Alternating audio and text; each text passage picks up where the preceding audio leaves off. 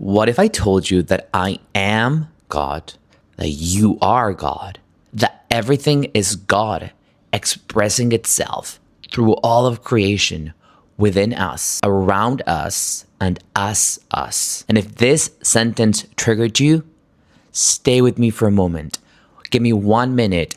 Open your mind and your heart to a deeper understanding of what we've been told God is for thousands of years. Here's the distinction that most people miss. Saying I am God is dangerous, but only when the self is still fragmented, divided, living in this illusion of separation, afraid.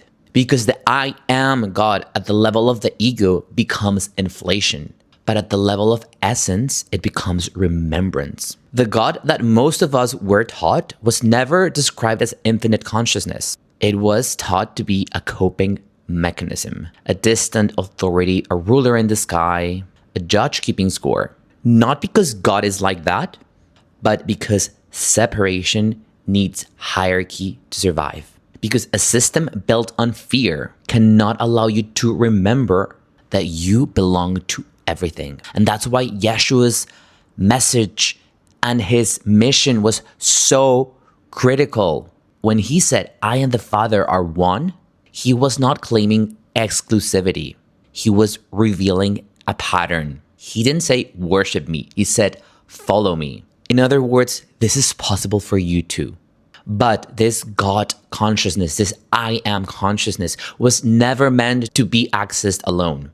Not as isolated individuals trying to be powerful, trying to become like God, but as a collective remembering its unity, remembering that we are all one in God and God is one in us. That is why the system works so freaking hard to keep us fragmented. Separated identities, competing truths, fear-based survival, because divine power does not flow through separation. It flows through coherence. And if this stirred something in you, welcome to my new series.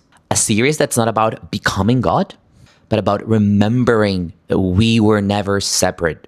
And in the next few episodes, we're going to go deep. We're going to find out what God really is. And what does it mean when people say that God lives through us, that God lives as us, that God lives within us? And how this I am consciousness awakens, not individually, but together. So make sure to follow along because this is only the beginning.